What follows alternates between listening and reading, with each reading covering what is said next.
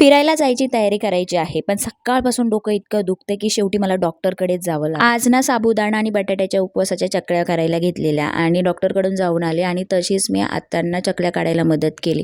अजूनपर्यंत माझी पॅकिंग झाली नव्हती, पण मला हे आजिओचे जे ड्रेस आहेत ते बघायचे होते।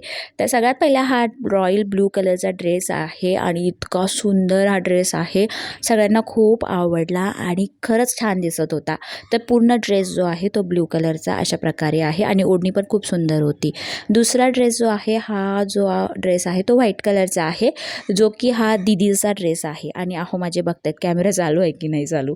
तर अशा प्रकारे हा ड्रेस आहे, हा पण खूप सुंदर होता आणि माझ्या दीदीला तर प्रचंड आवडलेला आणि बॉर्डरला खूप छान अशी झालर होती। तिसरा ड्रेस हा पिंक कलरचा आहे, तो पण खूप छान होता आणि सगळ्यांना तो पण आवडला। फिरायला चाललो आहोत पण खरेदी काय संपत नाही, संध्याकाळी शेवटी बाजारात जावंच लागलं। तर सगळ्यात पहिले अगस्त्यासाठी एक कॉर्डसूट घ्यायचा होता, तर तो घ्यायला गेली, तिथून तो घेतला आणि त्यानंतर मला ही फळं दिसली जी की मी कधीच खाल्ली नाही। मला पण आश्चर्य वाटतं, याला तोरणं असं म्हणतात आमच्याकडे, आत्यांना माहिती, आत्यांनी खाल्लेली आहेत। ही जंगलातली गोड फळं घेतली आणि त्यानंतर आम्ही आरमार्टमध्ये गेलो, कारण इथे आहोंसाठी एक टी शर्ट घ्यायचं होतं आणि त्यासोबत फिरायला चाललो आहोत तर खाऊ पाहिजे, तर खाऊ घ्यायचं होतं।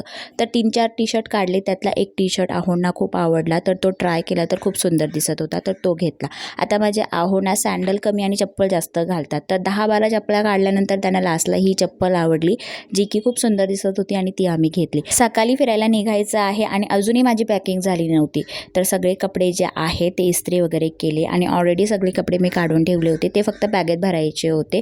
फक्त 1 तासात मी पूर्ण पॅकिंग वगैरे केल्या, सगळ्या वस्तू ठेवलेल्या आहेत। या पाऊचमध्ये स्किन केअरचे प्रोडक्ट ठेवले आणि दुसऱ्या पाऊचमध्ये मी मेकअपचे प्रोडक्ट ठेवले। तर अशा प्रकारे पूर्ण पॅकिंग केलेली आहे। तरी आहोंना एकदा विचारत होती मी की काय राहिलं आहे की नाही राहिलं, त्यासोबत एक खाऊ वगैरे आणलं, ते मी एका बॅगेमध्ये भरलं।